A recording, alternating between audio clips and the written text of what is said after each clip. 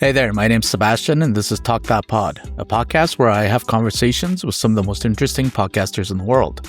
My guest today is Will Becton, who is a podcast producer, engineer, videographer, and the founder of Jett Road Studios, which is a production company, a podcast production company and network based in Studio City, California. And it's run together with his wife and executive producer, Amber Becton. Will, welcome to the show. Thanks for having me, Sebastian. Of course. Okay, so if you don't mind, I want to begin with some questions around your time while working at Team Coco. So you were in the room sort of from day one on Conan O'Brien Needs a Friend, which happens to be one of my favorite podcasts of all time. I'm curious what the early conversations about that podcast were like. Was there a plan specifically for what the show should sort of sound and feel like? Did anyone think that it would, potentially become one of the biggest comedy podcasts in the world? Or is it more of an experiment and you guys just wanted to see what would happen? I mean, there's elements of all of that in there for sure. I mean, so I worked at Team Coco Digital for the entire run of the TBS show. So that was in 2010 is when that show started. And the great thing about Team Coco was Conan owned it. So there was no like NBC to deal with. There was no network approval.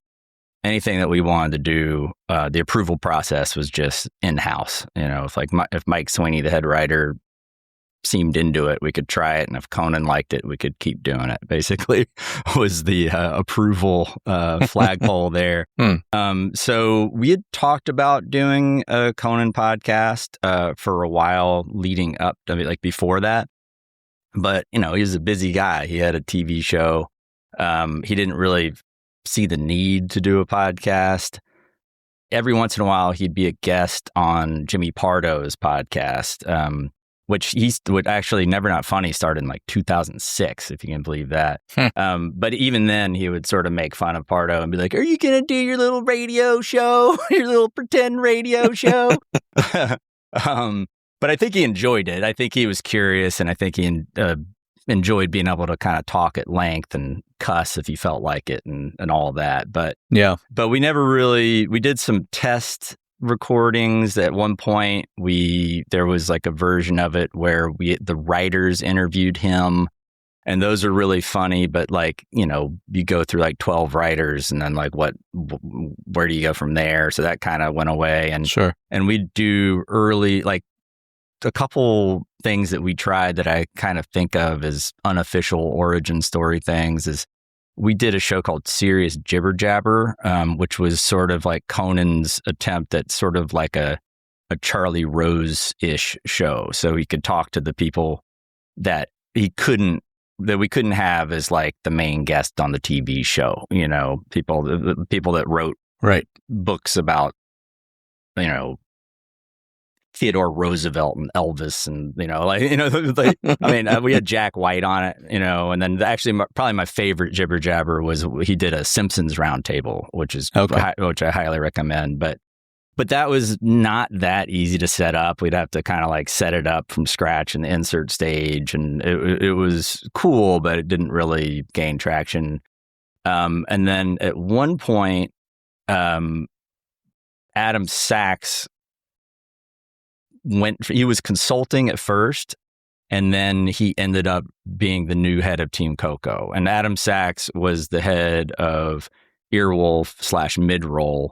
And I was a big fan of what Earwolf was doing. And that was exciting when he came over. And at that point, the TV show was kind of winding down, there was we'd gone down to a half hour. At least I think we'd already gone to a half hour when Adam showed up, but there was no more basic cable band. There were no more guest bands. It was a leaner show, and because Adam Sachs had a track record and knew how to make a podcast and knew how to promote and monetize a podcast, it became much easier, I guess, to convince Conan to give it a shot. So we did a couple test sessions, and since I was just accustomed to working with Conan, because ads the main videographer and editor for Team Coco, I shot and edited a ton of stuff with Conan, including, I don't know if you ever saw any of the Clueless Gamers. Yep. But I shot all of those, like the first 20 or so of those, including the one we did at the Super Bowl, which was pretty insane, where it was Marshawn Lynch and Rob Gronkowski in a weird conference room in like an Arizona hotel with like 25 football people, I guess you'd call them. It was very highly charged, but it was, so I'd been in many different situations with Conan, so he was kind of like used to me, and obviously Aaron Blayart, as far as like people that he knew could just kind of like get the job done and, you know, have a small footprint and get people in and out.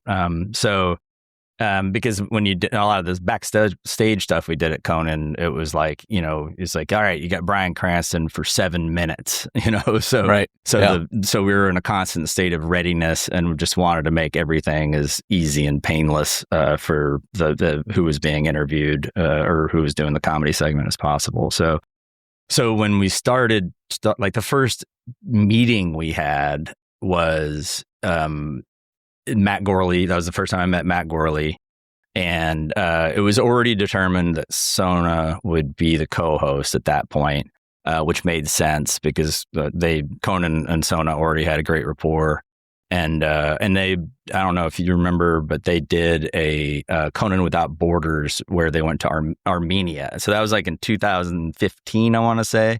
And then when the podcast started in 2018, so they'd already had, you know, substantial time together of both bonding and also kind of an extended chemistry test of Conan and Sona.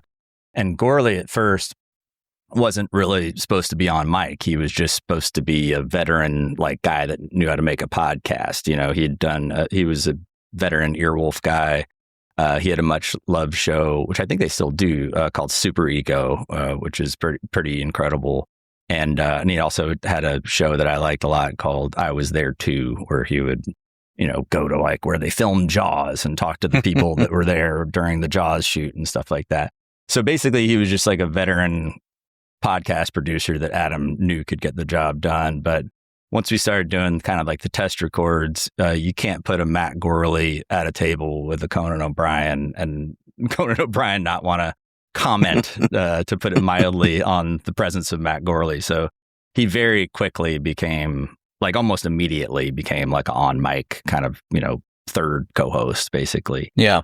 And I was, at that point, I'd been a video guy. You know, I was a video editor. I'd done comedy at UCB. But all the audio I had done up until that point was for video. So it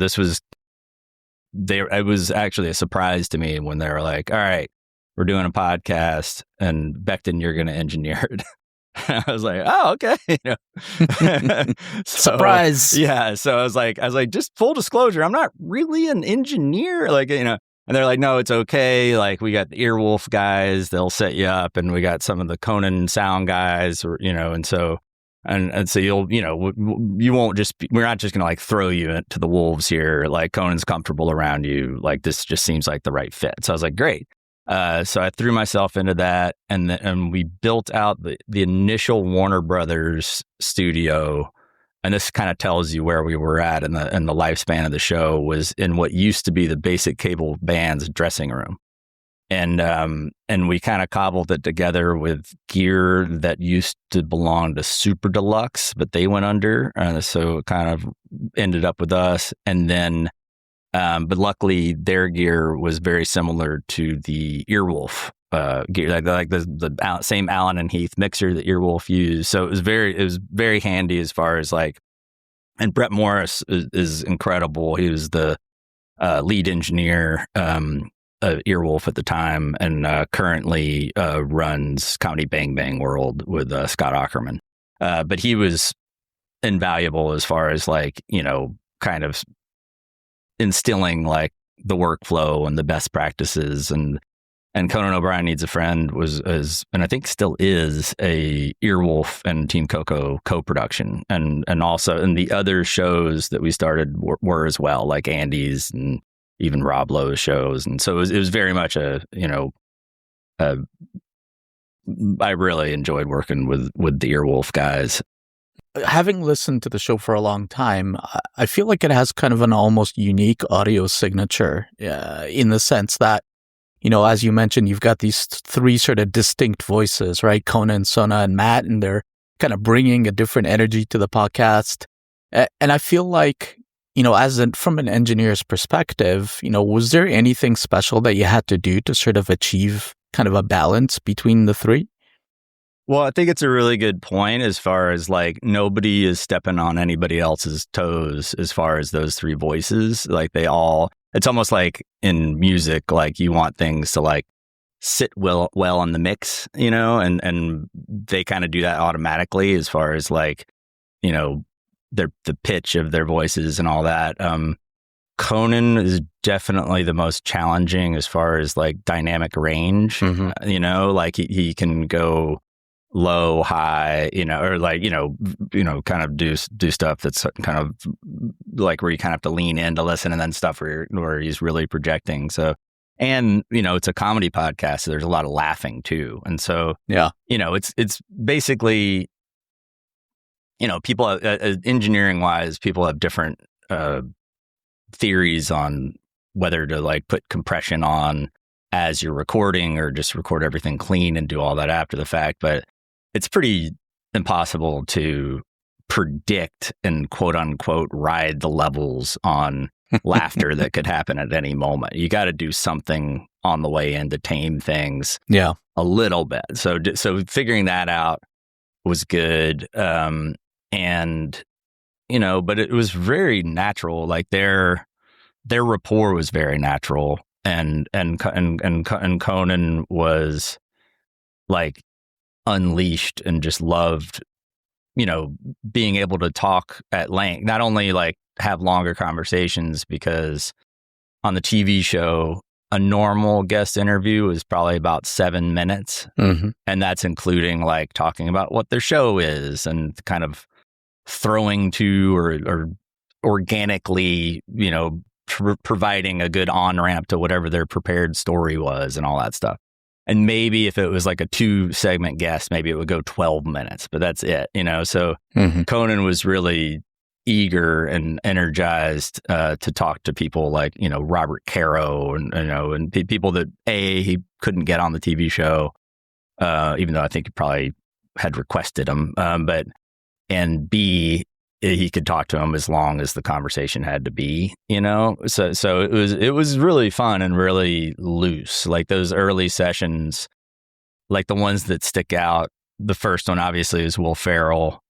That one we hadn't even finished building out the studio yet. So if you listen to that interview, you can hear him talk about like the Fernie blankets still up on the walls, and is this the room they killed the guy in Goodfellas and that kind of stuff, And then Marc Maron was an early guest, and at that point we still had like our temporary mics because the mics from Shure hadn't arrived yet. So Marc Maron was like, so what are these mics? Whose call was that? And so I had to be like, oh, sorry, Mr. Maron, Skills, like Jimmy Vivino's guitar tech, he loaned us these and he's like, oh, okay, like.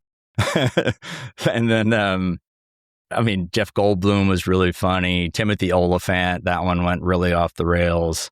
And then as far as your question about did we know it was going to become a big deal, obviously we had a sense of that. It's Conan. He obviously has a big following, but like a huge loyal following. But as you know, it's weird to try to predict different platforms and who's going to come join you at the new platform, or so at the beginning it kind of felt like, we were physically isolated, like we were in the back of stage 15. Most of the people that worked for the TV show didn't know where the podcast studio was, like literally, and we didn't, and we knew people would be interested in Conan having a podcast, but it felt like just kind of us in a room beaming this thing out, and who knows what's happening on the other end of that beam, you know? Yeah. The first indication, at least for me, that people were really starting to pay attention was Ben Stiller was the first person to ask to be on the show. And that was early, but that was the first time I was like, oh, okay. Right. Yeah, this is becoming a thing. Like, this is outside of this room, this is becoming a thing. Yeah. Yeah, there's an audience there for sure. You know, because you mentioned that you worked, you know, prior to the podcast with Team Coco on the TV show as well. I'm curious, sort of, you know, have you observed Conan sort of become more vulnerable and sort of more human during the production of his podcast? Because like you said, you know, there's way more time to talk, way more time to dig deeper into whatever he's discussing with his guests, way more time to be improvisational, to be Conan, right? Yeah. Which is his strength, right? You know, I think that's part of his sort of comedic genius, is that he's so quick on his feet when it comes to reacting to guests. So I'm curious if you sort of observed a bit of a change there between the TV show and the podcast in that sense. Yeah, I think it was obviously refreshing. And I think the fact he had no interest in it being on video, the podcast being on video at the beginning.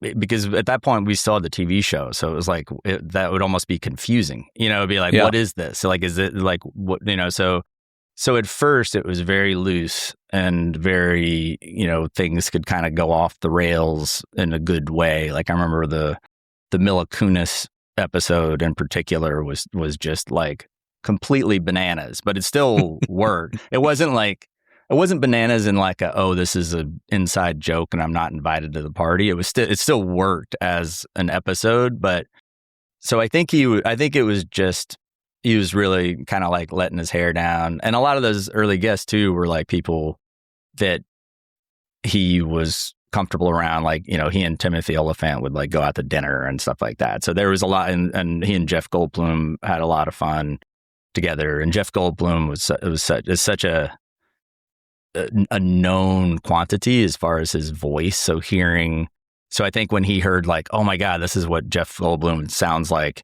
in the world of podcasting, that was probably a light bulb moment of like, oh my God, things are just funnier in a different way because of how iconic this voice is. But there were other people that he sort of met on mic.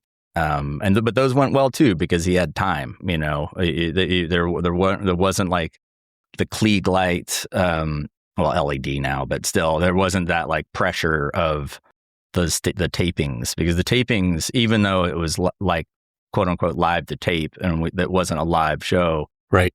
You still wanted to kind of make it to time, you know, like it was highly uncomfortable if you did anything to delay a TV taping, even the commercial break, you know. And for a lot of people, like, why? Who cares? Like, it's not. But it was like, it's like this organism that everything is meant to happen at a certain time, and if it doesn't, then everything kind of gets thrown off. And the podcast wasn't like that. But then I would say the interview that really jumped out at me as far as being like, oh my God, this would just never happen on the TV show, was David Sedaris. When David Sedaris was first on the show. And that, to me, might be my favorite episode of the first, you know, I engineered that podcast from 2018 to 2022. I think that might be my favorite episode of that period. I just could not believe how, like, his brain, also how Conan and him played off each other. They have very different voices, but completely understood each other and completely were, you know, alley-ooping each other, you know, as far as like, when comedy people are around other comedy people that they're amused by and they trust, like, then that's when really great stuff happens, because you can throw out half ideas and you know something good is going to come back. You don't know quite what it is. So that session to me was really special for that reason. And also just seeing David Sedaris in person. And he was basically, I don't know if he's always like this, but he had a notebook and he was kind of writing down like literally everything. Like everything that happened. Like even as he was talking, he was writing down, so I was like, whoa, okay, that makes sense. That's how he's made his living, right? Like, going back to what you're saying about sort of their kind of comedic energies, it's funny because, yeah, I would say David Sedaris, I mean, I've read a bunch of his books. I would say, he brings a similar energy as Conan in terms of that, like, kind of, there's an unhinged part of it, but it's controlled, it's focused, right? Yeah. That's funny. Yeah, that's funny that he was just writing stuff as he's in the podcast. Yeah, basically the whole time. Yeah, that's funny. You mentioned earlier too that when you first started engineering the podcast, like this was probably your first experience engineering an audio show. Yeah. Mm-hmm. Yeah. So I'm curious what that sort of learning curve was like for you in terms of, the technical side. Were there a lot of things that you had to sort of overcome pretty quickly?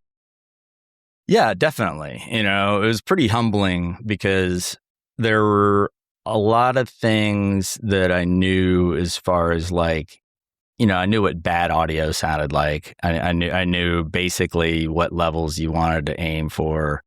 But I was very green when it came to compression, which is basically, for the layman, compression is how you take a wide range of audio from quiet to loud and narrow it so the loud parts are more or closer to the quiet parts, and that makes it possible to like listen to it in a car or so everybody sounds the same and comes through clearly.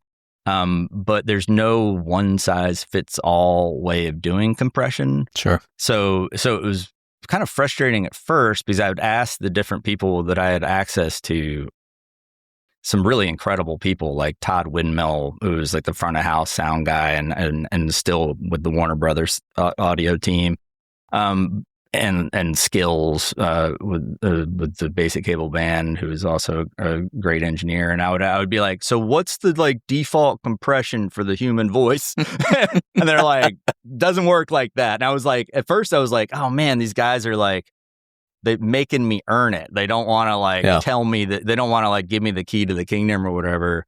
And I didn't realize till later that there was no default compression. It's all like program dependent. It depends on the voice. It depends on like gain staging, like how far away they are from the mic, like all kinds of stuff, Mm-hmm. and the danger of compressing something on the way in, because if you fuck it up, then it's baked in and you're fucked, to like doing it later, but then you might have stuff that's blown out. There's just all these different things. And it was like the Rumsfeld thing. It's like there's the knowns, the unknowns, and then the unknown unknowns. That's right. I felt like learning audio and Pro Tools more broadly, because I'd done tons of video editing and felt comfortable in a nonlinear editing environment.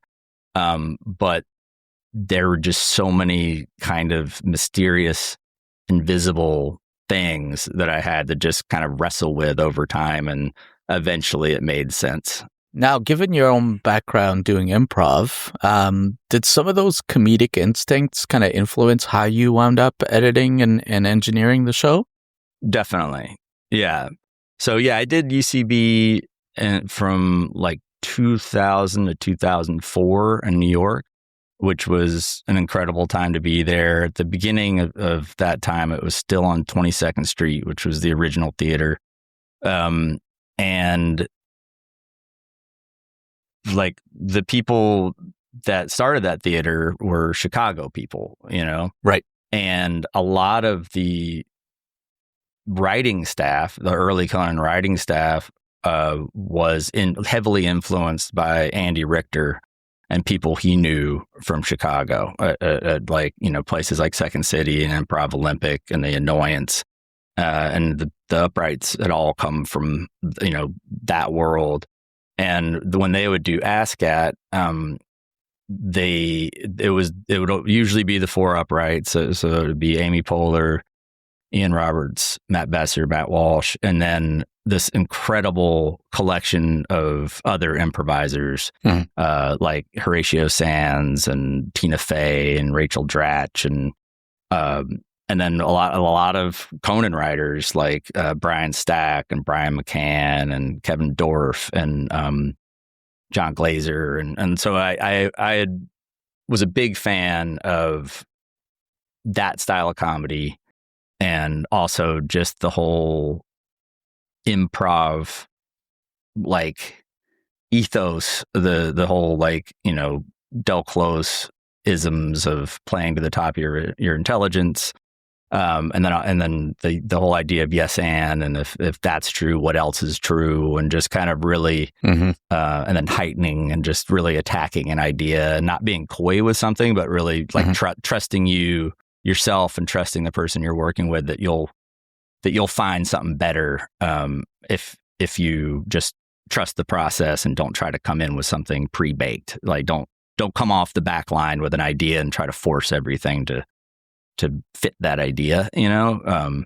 So when I started at Conan, and I think that in the interim affected how I edited a lot. Like I always loved editing like documentary or you know, what I called, you know, structured improv, where it's not, or like kind of Christopher Guest style, where it's like, okay, we kind of know where this scene's going to start and end, but the in between is kind of up to the players, you know? And so I always liked working with that type of material. And then, so when I started at Conan, my first day, I was being taken up to go meet Conan, and I was waiting outside of his office, and sitting there was Brian Stack, who I'd seen many times at ASCAT and seen, you know, he's probably one of the more legendary, like, as far as like Late Night with Conan O'Brien, you know, that's like, you know, legendary guy, the nicest guy ever, like notoriously nice.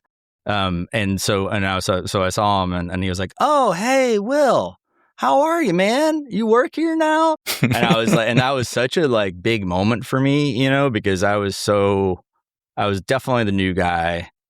I was definitely like, oh my God, like everybody seems to know each other. Like most of these people like came over from New York, you know, like it's like, like people had worked there for a long time. So I was like, and so just that moment of being like, oh man, Stack's here, like everything's going to be okay or whatever, you know, it was just such a big moment. And then I think the fact that I had done UCB, I think some people knew that and they kind of trusted me with certain types of material. You know, it's because I edited a lot of stuff for the website, but then I started editing things like Clueless Gamer, which sort of graduated to being an on-air segment or whatever. But I think people sort of got that.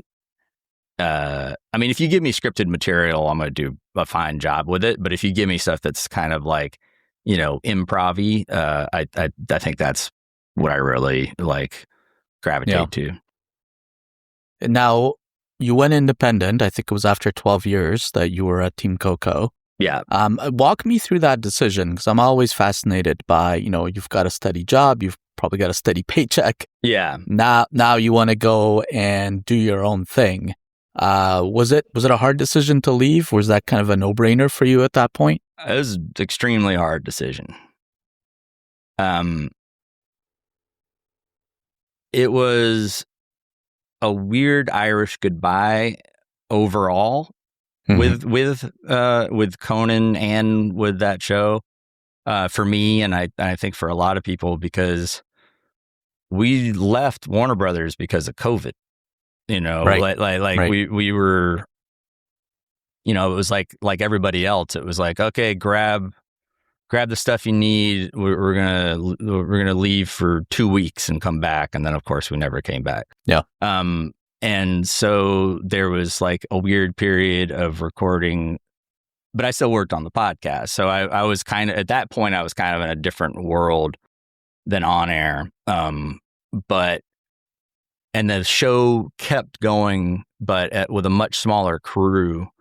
And we ended up doing a year's worth of episodes of the TV show out of Largo.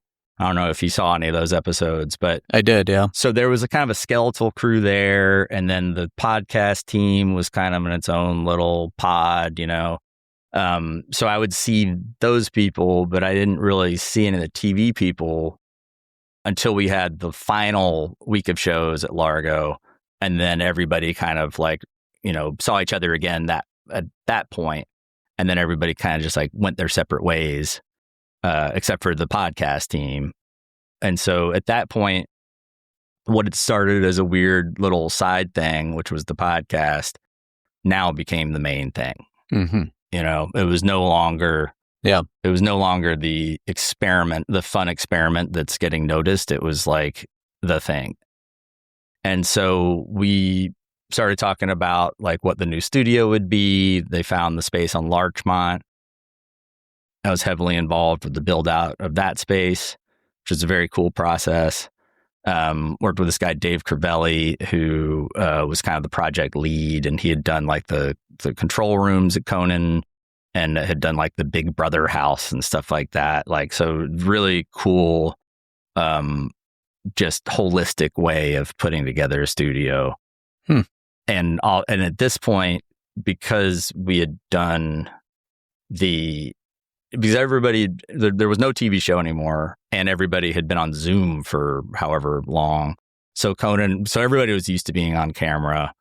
Video was becoming much more important. So video was definitely going to be a part of this new studio. So it was fully wired for video, like, from the ground up. Like it wasn't an afterthought. It wasn't like at Earwolf, you'd be like, oh shit, we got to rewire this place for video. That we didn't have that problem because we were building that, so we could wire everything the way you wanted to wire to what you wanted the signal flow to be from the ground up. So that process was amazing. I was happy about that process.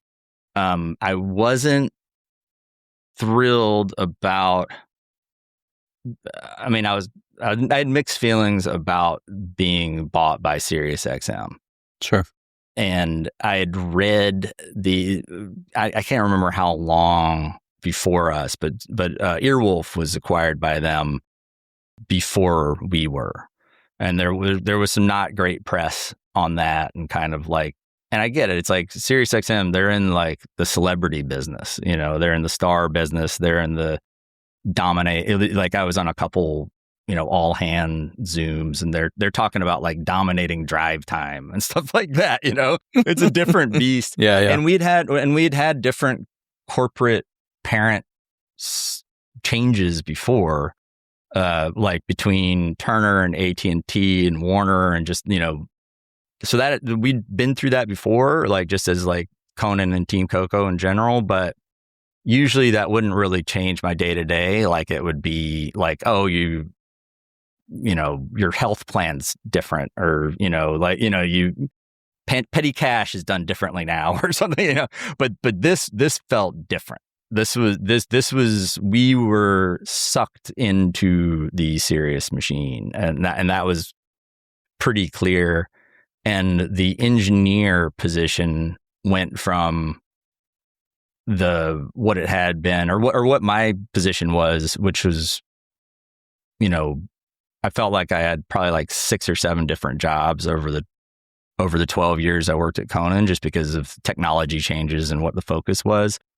So I was always kind of like more of a Swiss Army knife, just do what was asked of me guy, but with the pressure of Sirius, the engineer position became much more of a specialized position, and it to me felt a lot less playful, and it just didn't feel like the same place that I was used to.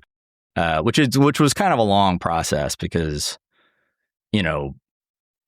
when the sort of a lot of people look at the glory days of the overall Conan enterprise being like late night, like back in the day we were like, anything went, and and they're almost getting canceled every 17 weeks, but it was amazing or whatever, and everybody's gonna have like different rose-colored glasses for things like that or whatever. But when I started, it was like, Brian McCann, Brian Stack were still there, and there was still that sort of like lunatics running the asylum kind of vibe.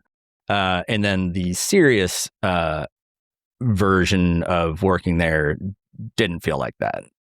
And to me, it felt like it was going to be like an uphill battle to sort of, have the freedom to sort of not only have the malleable job description that I'd been so lucky to have, but it just felt different. And I'd been there 12 years.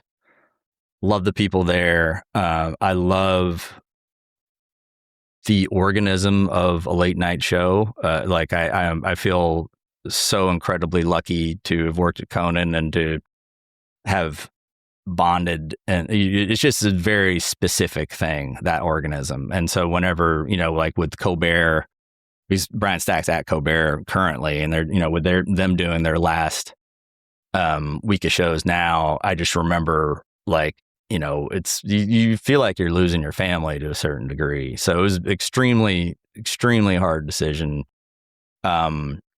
But I'd been there 12 years. I didn't feel like there was anything left to learn. And my job would have just been a tracking engineer, and, mixing engineer, and that's it. And that's not really, I mean, I respect it, and I feel like I've become really good at that, but I don't feel like that's like necessarily what I was put on this earth to do, is just sure. That.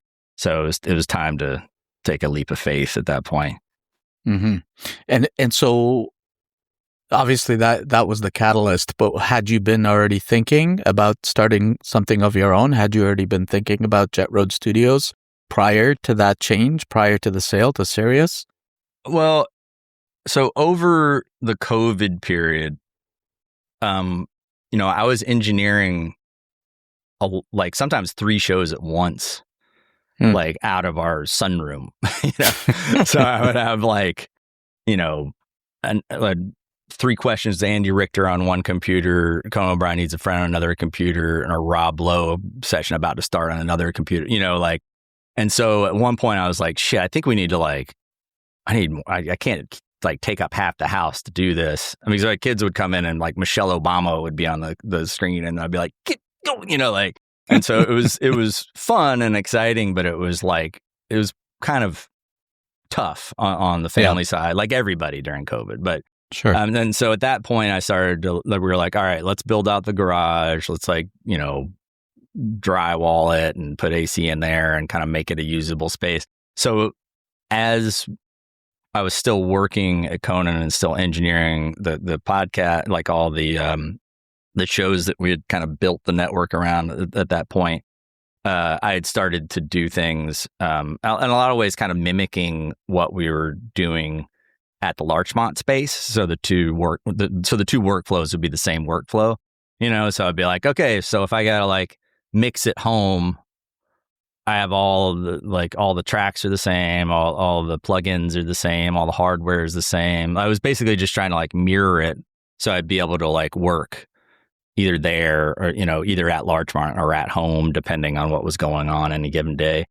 So at that point is when I kind of got into the really trying to make the home studio as professional as I could. So so this studio it's almost like a mixture of what I like best about the looseness of the initial Warner Brothers space, combined with the technological improvements of the Larchmont space, especially on the video side. But it's obviously some things are kind of like the bargain version of it. Like I can't afford $5,000,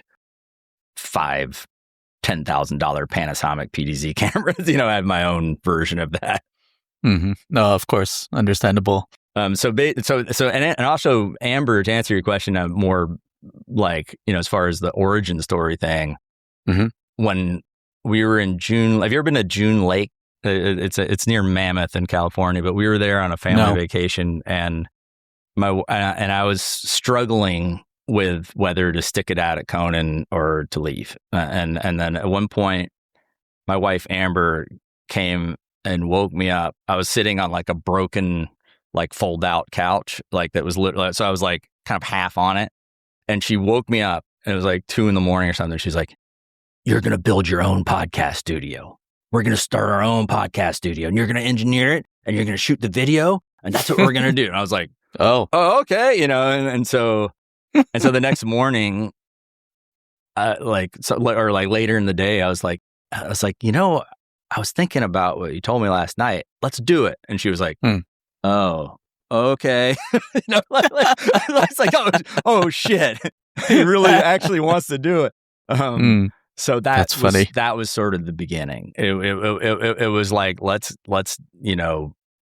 take everything that you learned during your time at Conan and let's do it like our way, like the indie version of that.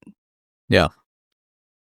I find what you're doing quite fascinating. It's always interesting to me when somebody strikes out on their own, wants to build their own thing, especially in this podcast space. But before we get into sort of some of the meat of that, I want to ask you about the origin of the name, Jett Road Studios. Where did that come from? As I grew up in Atlanta. Okay. And I grew up on a street called Jett Road. There you go. And Nice. It was a open door policy place. It was like my friends would either spend the night there over the weekend or tell their parents that they spend the night there because if they were going to be somewhere else, because it sounded like a reasonable place to say that you spent the night. So it was sort of like a creative kind of, collection of misfits kind of environment. Like we like our Thanksgiving dinners, it would always be like family and then like whatever friends of my parents had recently gotten a divorce or something, like that kind of thing. Like a very welcoming, cozy environment. So it felt like a good kind of ethos. And a funny side note on that is when my parents moved away from that house, they sold it to Andre 3000 of Outkast. No way. Yeah. just a Wow. just a little footnote or whatever. But that's random. Yeah, but that made losing that house like that went from being like a really sad thing to just like a interesting, like, oh, that's funny, like. Now, as part of the studio, you have a podcast called Jett Road Studios Presents. And I think the concept's pretty original. It's sort of a podcast where every episode is a pilot for a different show. I'm curious where that idea came from. That was stemmed from another Amber conversation where for a while I'd been doing a podcast called Life and Comedy, which is an interview show. And then I'd been doing a lot of like client shows. But when we originally started Jett Road, we wanted it to be more of an incubator and like a development space because we felt like the entry point for getting an idea on its feet for podcast it's almost immediate. Like you can have an idea, you can be like, hey, let's see if this is working. Let's put these two people in a room, or let's try this idea.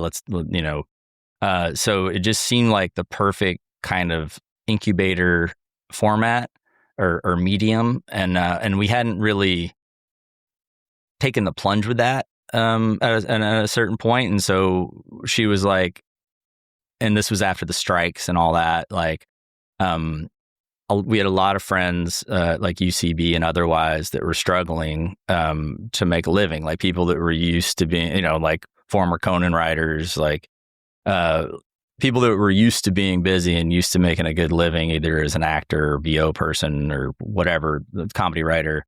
A lot of those people were struggling. And so we were like, why don't we open? Her idea was, let's just open up the studio and make a bunch of pilots and just see where it goes.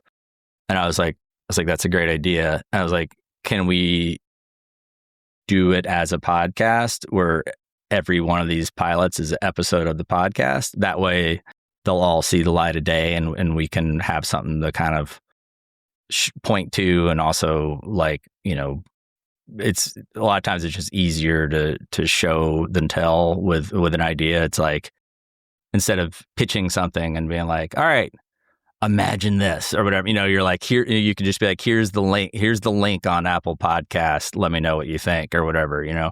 And so she was like, great. And so we started to do that. The first one we did was,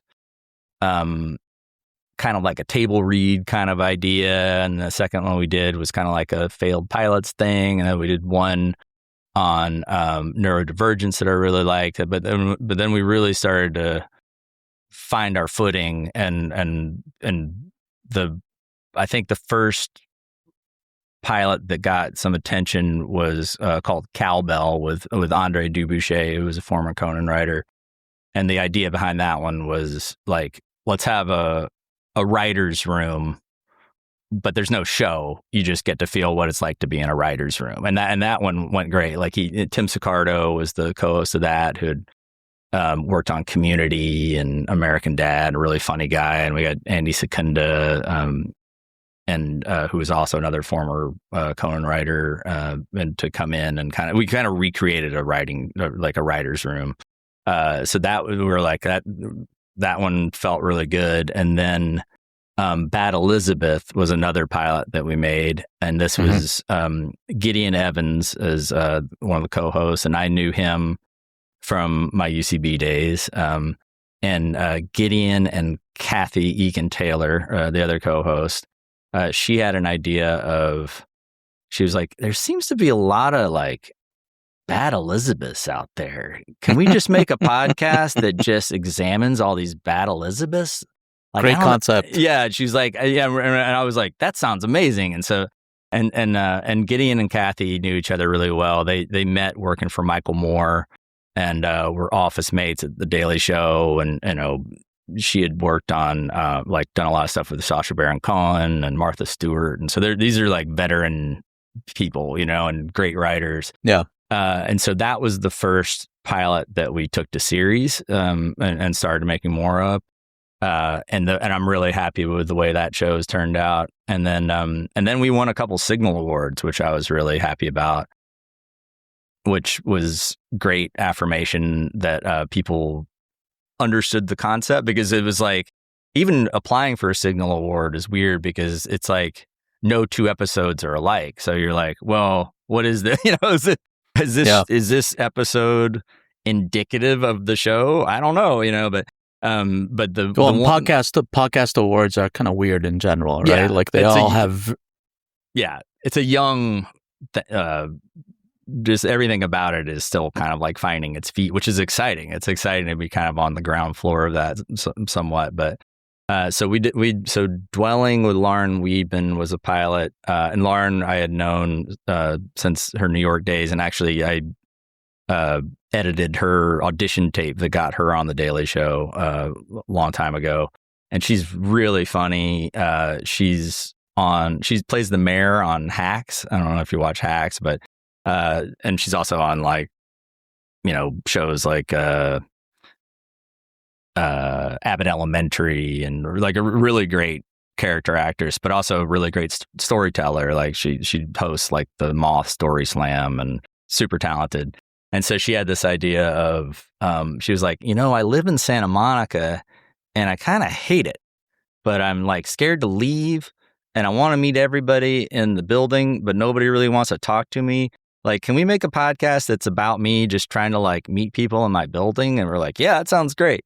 And that turned out amazing, and won a gold at silver in the indie category, which was amazing. And then the other one that won silver was called Mixed Generation. And that was, there's a really funny guy named Eddie Gorton, who is a very interesting combination of things. He's a elementary school principal and a stand-up comic. Okay. So very, very interesting guy. And we knew him. He used to work at our school where my daughter was. We were like, this guy seems fascinating. Like, I wonder if he'd want to do a podcast. And when I approached him, we thought he'd want to do something sort of in the education world. But the idea he came to us with was, he's like, look, I'm half black, half white. I wasn't told about it. I had to kind of find it out. So I had a really interesting childhood, and also just kind of like zooming out from that, I was a part of what's called the loving generation, which was a kind of like a baby boom of mixed race children after the Supreme Court decriminalized same-sex marriage, or interracial marriage. So we were like, that sounds amazing. So our friend Ashley Rouse, who works at with Alice Waters with Chez Panisse, and there's a edible schoolyard project initiative that she heads up, and she had a very similar upbringing. It was outside of Atlanta, but very similar thing where she was the only person in her household that was mixed race, and was just kind of like left to figure it out on her own. Not given any of the tools of how to deal with how to do your hair and just all these things that like made sense later, So their conversation was really amazing, and we were really proud of that one as well. And then 3-Day Champion that's another pilot from Jett Road Studios Presents, and that was another UCB friend as the host, and Christine Walters, who is on this really incredible improv group called Mother with Jason Mantzoukas and John Daly and Jessica Sinclair and Scott Armstrong, just an insanely talented group of people.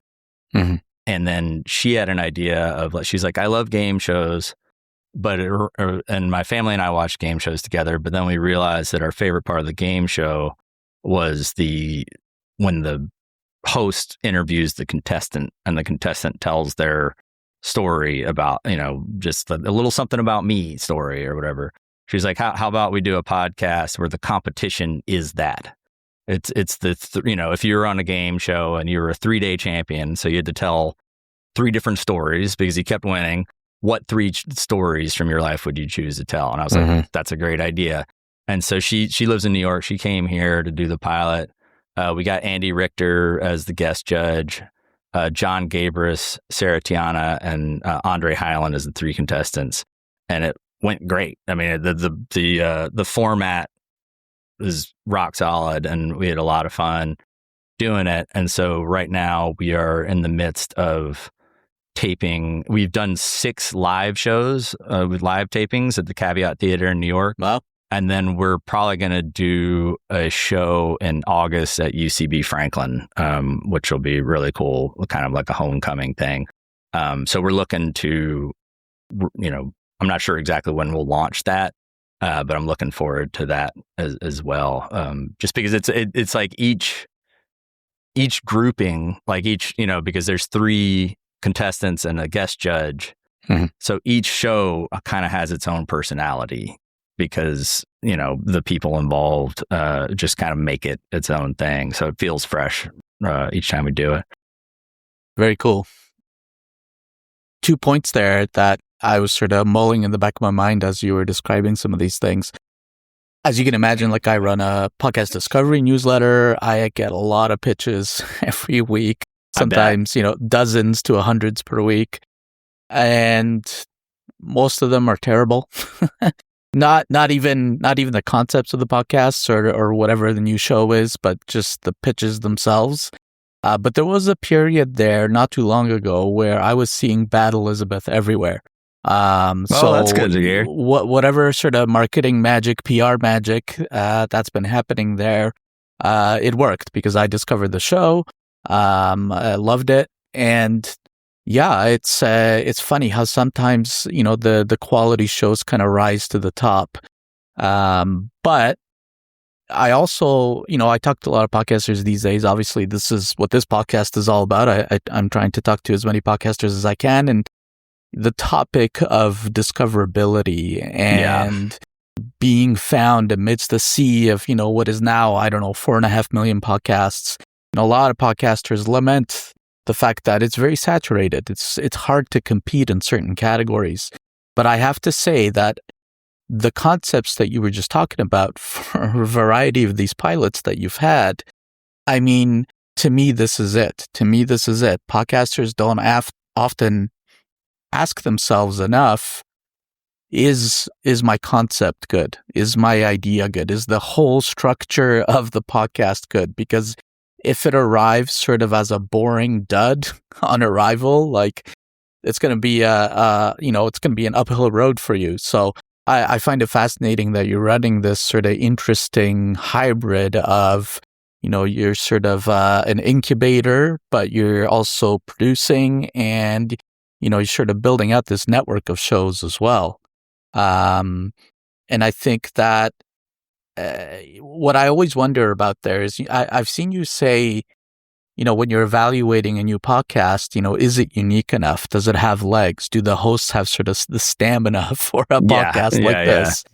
When you're sitting across from a potential podcast host or collaborator in the studio, what do you look for? What do you see in sort of the first, 10, 15 minutes that tells you, okay, this person, this concept, this is it. They have it.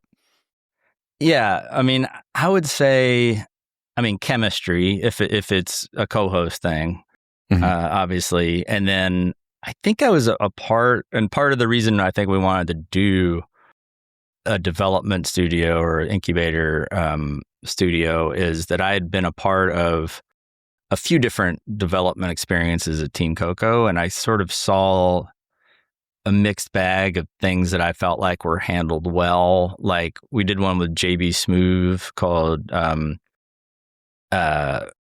May I Elaborate, that he and his writing partner Miles Gross co-hosted, and I was like, this is great. I think it was probably because it was JB. Like nobody wanted to like tell JB, like they're like, you do your thing, so that was just a great, like, just let us know how we can help you make this show style of development. But there was a couple other ones that I felt like got way overcooked and like too many cooks in the kitchen. Or the host just felt like they had to check a box and host a podcast, and those just kind of like either got overcooked to the point where you saw the joy drain from the host's eyes and lose the desire to do it, or you could tell that they really hadn't thought it through and they were unaware, which is understandable, but they were unaware of what a commitment starting a podcast is, especially if you're looking to do an always on podcast. So I felt like I saw enough where I was like, I think I can just kind of set up an environment where it's comfortable, it's good for comedy. We just kind of try to stay out of the way as much as possible. Like obviously if we're asked for input, we'll give it, but we just want the most pure distillation of what the host has in mind. And then usually, like if you're doing like a pilot, you'll discover how you work well together, and you can kind of sequence it out, and you'll be like, okay, that's how that one went. We'll get better at some stuff, but more or less, that's how it's going to be working with this person. Can we do that over and over and still be sane and the show still feel fresh, and it kind of like works itself out usually, but there's a lot. I mean, all of the pilots we make, like we made 12 pilots, all of those we'd like to make more of. Okay. All of them, so we kind of think of Jett Road Studios Presents as sort of like a outward facing like development slate, where it's like a sushi menu of podcasts that could be activated at any point. I mean, some of them are more involved production wise than others, but all of, like, we wouldn't make a pilot if we didn't think the pilot could be a show. We wouldn't take advantage of the idea of a pilot to make a one-off, if that makes sense. Yeah. So what does that look like? So let's say you've got a pilot, let's say the response is really good to one of them or a few of them. What's that path, when a show or a pilot, you can see it's starting to get traction? Yeah. Walk me through that path. What happens next if Well, like you say, I want to produce this now? Yeah, I mean, we're a small operation, right? Like, there's only one me, and I tend to do the recording and the mixing and the editing. But the first thing we'll do is we'll take it out. So all of those pilots, I approached at least a couple networks. Either places that I already had some sort of in with, like Headgum or Forever Dog, or kind of I tend to have comedy world contacts, so those are kind of like natural places to start with, and then other places that Lemonada, and just there'd be different places that would be appropriate to whatever the pilot was, and the great thing about that, even though we had some things that seemed like that they could have led to something, but realistically, it's just like a numbers game. It's like nobody's developing shows right now. No network is developing shows. They're acquiring shows. Right. You know what I mean? So it's like, if you have a podcast that can, if you have 50,000 downloads a month and room for growth potential, then maybe you can get on a network. But short of that, and especially if it's not a known name, they'll just be like, yeah, we love this show. Come back when you have a big audience, But by the time we did 12 of those pilots, I had contacts at all these different networks, so I know the right person to talk to at all these places. And so like in the shows that we've decided to make more of, or we're able to make more of, which is, Bad Elizabeth and then coming up 3-Day Champion. It's like, we'll figure out like, okay, how can we self-produce this? Let's do a season 1. We'll see where it goes, and we'll kind of do whatever DIY marketing we can. And then with Bad Elizabeth, we got a write-up in The Guardian right away, which was great. We were able to get the trailer on Apple Podcasts on the carousel, which led to getting on the new show carousel, which led to getting on the Shows We Love carousel. So, and I have the sense memory of seeing the download numbers from that Apple carousel period to being not on the Apple carousel period. And it's a very different feeling. So I know what that feels like. And then I've just been trying to like best practices, keep track of like what you do with Find That Pod, and I really love Ariel Nizenblatt, the earbuds, and she's been really supportive. She's checked out a couple of the 3-Day Champion caveat tapings, and I went to On Air Fest and saw her and Lauren Purcell's. They did a presentation with the Sounds Profitable. I think it's Tom Webster, is that his name? I really liked him, and I really like the sort of core people and Signal Awards, like Gemma. Really like where she comes from, like, and just like her whole like attitude. There's like a cool core of very smart people that take this seriously, and I'm happy to meet those people, and I think those are the people that are going to sort of like probably be the most influential of where things land, because it's such a weird time. Like the what is podcasting question is a weird one. It is a weird one, and it kind of is looming over us, and it's actually something I want to talk to you about. But before we sort of segue into which is sort of appropriate at this point in the conversation, I think talking a bit about podcast marketing, I just want to sort of leave off with Jett Road Studios in the sense that I'm curious, what you see success for the studio over the next 5 years. What does that look like to you? What are you hoping to achieve? What kind of growth are you looking for? I think there's two different paths for that. There is the stay the size company we are path. And I think that would be either one hit show or IP some good fortune on the IP side of things, because we have, I can't make 3 weekly shows myself, you know what I mean? Like,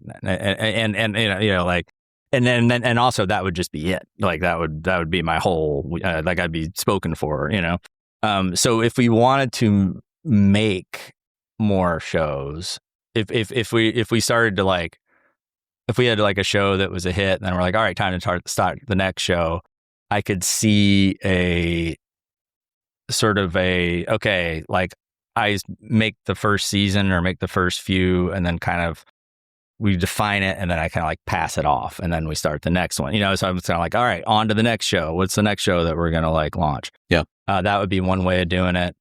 If we did want to go be like a full-on network and find like an investor and actually staff up, we could do that. But for now, I think we want to stay lean. But I think the next phase is because we did season 1 of Jett Road Studios Presents, so that was 12, and I feel like we've sort of either made or explored the option of making all of those shows. So I think we're close to wanting to do a season 2 to sort of like get the pipeline filled up again. But the other thing that we're kind of doing now that we're not actively making out of these pilots is exploring like how certain shows could become something, as a TV series or as a, like kind of exploring different like IP avenues.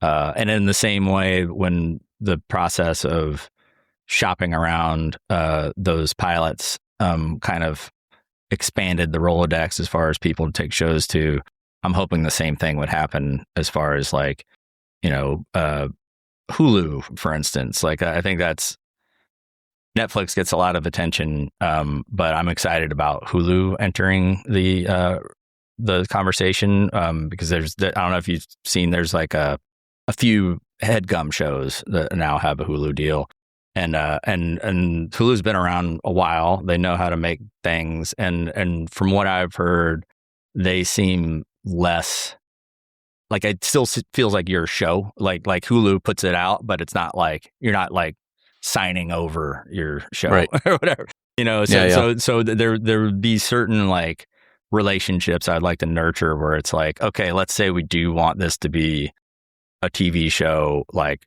all right, well, who are the people to talk to about that? And hopefully that'll become like more less vague sooner rather than later. Gotcha. Okay, so let's talk about podcast marketing. I've seen you say that you think when it comes to podcast audiences, it's sort of a slow burn, especially, for somebody without name recognition, somebody that's not porting an audience from somewhere else. In your experience so far, what would you say is sort of, especially for independent podcasters, what sort of single thing can somebody do when they've launched their podcast to cut through that noise? Get on the Apple carousel, like have a good trailer, just try to check all the boxes. Spotify seems very confusing to me as far as like how to navigate the Spotify curated, but like that seems, it's very editorial. Yeah, that seems like a tougher nut to crack, but I think you can get people's attention at Apple, and I think they do a good job of actually looking at what's sent their way, I think. And then just trying to like get on like pod news, just so if somebody looks you up there or comes across your show there, just try to be all the places you can be. It can be humbling on the Instagram. Sometimes feels very like, oh God, like what's the point or whatever, or oh, that did well, but it didn't. I'm not seeing any like, it's not moving the needle on downloads or anything like that. Excited about Substack. I haven't really taken like, I think the next frontier for us is really treating YouTube seriously and doing YouTube in like a disciplined way, because that's really the next frontier. So yeah, I've seen you say that too. I think you said that it's kind of a non-negotiable even for sort of audio first podcasts, because of its value as a discovery platform. But I feel that there's a tension there though too, especially for independent podcasters. I mean, you said earlier, there's only so much time in the day. And when it comes to building a YouTube presence on top of, creating a regular podcast, that's a significant amount of additional workload, right? More editing, more thinking about the staging. I mean, even this podcast, right? Very basic remote interview podcast, and yet my editing time that I spend editing the podcast is 2 to 3 times longer than just editing audio. Yeah. So I'm curious how you think about that, in terms of podcasters trying to do that while also trying to kind of not spend too much money, avoid burnout. It's tough, and I don't know where I would put myself on like the AI debate like spectrum or whatever. I'm not like somebody that's like totally in love with the AI. I have a lot of suspicion about it, and have a lot of, I don't like the types of people that are losing their jobs and the huge data centers and all that. Like I thought technology was supposed to be like something that where just the ones and zeros did it. Like I didn't think it would mean building a fucking like half a city size data center. So whatever. But yeah. So I do try to pay attention to certain things in terms of just like time saving things, not creative tools necessarily, but just like I love getting transcripts and stuff like that. Like I love certain things that are like, I love like AI powered noise removal software and shit like that or whatever. Yeah. But to really try to find like a shortcut to video editing that still is good is I haven't found that yet. It's still labor intensive. And but it still has to be done, and it's people are like because everything's so saturated, like you really have to do things consistently. And I always find myself at this end of a podcast editing cycle where I'm just like limping to the finish line with the video content. I'm like, fuck, like I know there's like 3 or 4 more good clips out of this episode, but I'm gonna have to put my pencil down here because now it's time to make the next episode. I know exactly how you feel. I was just editing an episode with James Cridland, who's the founder of Pod News. Oh, nice. Yeah, his episode actually just came out today. And I was looking at it and editing it, and I'm like, man, this is like, he said so many interesting things, so many that I feel were clip-worthy, that from an hour-long podcast, I wound up like editing, I think, like 18 different clips, which is like almost triple the number of other episodes that I had done. But man, it took a long time. Yeah. And you're right. At the end, you're just like, oh, I'm at the end, thank God. But they don't do themselves. I mean, and then, the one thing, like, since Ariel, I was thinking about her earlier, like, one thing that she recommends is like, repurposing your content. And, so every once in a while, I'll take heart in that. It's like, well, yeah, like I didn't mind this particular episode or this particular show as well as I could have, but there's nothing stopping me from making like a best of or a sizzle or a trailer for the next season or whatever. So like that, I think that's a good thing to keep in mind is if you have good content, saved on your hard drive, it's still valid. Like you can still go back to it. Yeah. And you mentioned podcast trailers earlier as well. And I think, because we're in a crowded marketplace, because we sort of live in the age of clip platforms where everybody's just, listening for the first 10 seconds, do you think that there's something podcasters can do to sort of generate that hook, something to kind of get their hooks into people, right away so that they don't hit stop on the podcast or on the clip?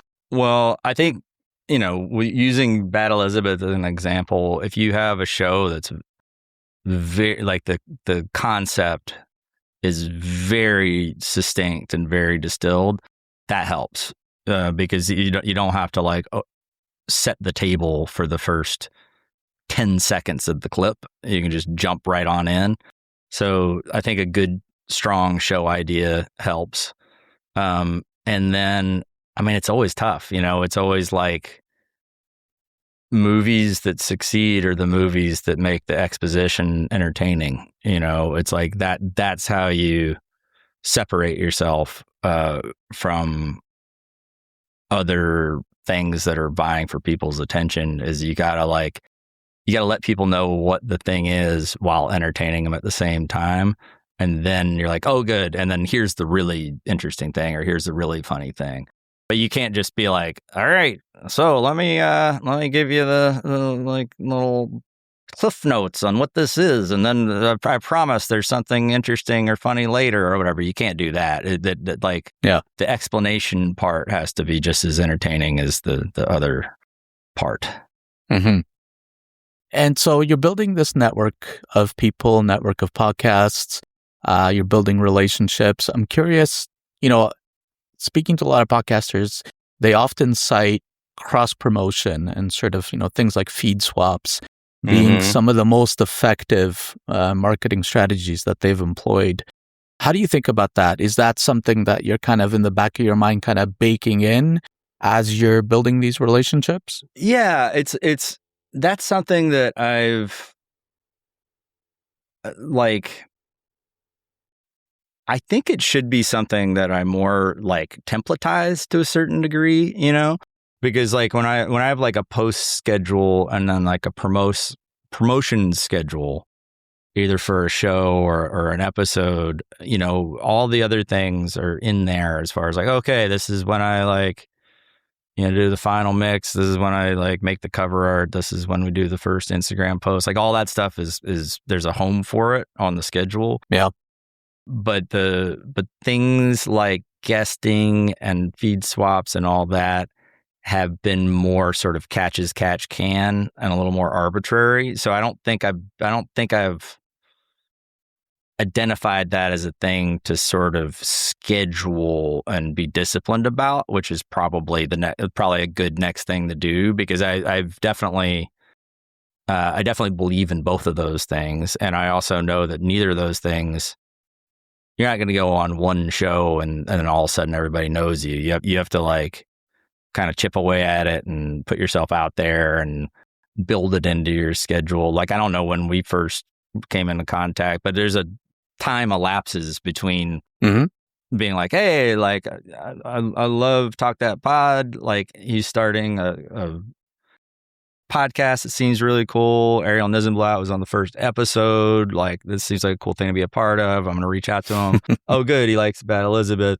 And then I don't know how long ago that was, but it takes time. Yeah. And I don't even know when this episode is going to come out. So it's hard to really track your effort to payoff, of course, ratio. But you have to declare it a priority and treat it as a real thing, or else it's just going to get kicked down the road. And then a year goes by and you're like, oh, I didn't do any feed swaps. And I was a guest on 2 podcasts, and they were my roommates or whatever. So you've engineered sort of one of the most downloaded podcasts in history, probably. And now you're obviously building this independent network from the ground up. I'm curious what you think podcasting is sort of doing to the nature of public discourse, public conversation. Is there something unique and powerful about podcasting as a format? Definitely. I think as far as the Conan O'Brien Needs a Friend days, one of my favorite parts about the sort of, later to me, era of that show, over COVID, we started doing the Conan O'Brien Needs a Fan episodes, which were basically him, Conan and Matt and Sona would talk to fans that were, either like I remember there was this one guy who was a blind rock climber who lived in England, and that was really amazing. And that actually became the sort of the impetus for the show he's doing now, the international travel show he's doing now, because he's going to like meet those fans in person. But I thought that was a cool use of the intimacy of podcasting, and kind of by reaching out to somebody that's different than you, kind of in like an Anthony Bourdain kind of way, like where you're like, okay, I'm going to like talk to this person, get to know them, and then other people can hear that and kind of feel like they're sort of included in that too, Obviously, there's tons of podcasts that are echo chamber podcasts where you're just getting the same information or the same story or the same wrong information or whatever, you're just getting like confirmation bias all day long, where you're not really all the podcast bros. Yeah, the podcast bros. And so there is that, but I do think podcasts have, when done right or when done with good intentions, I think they're the medium that probably has the most potential to actually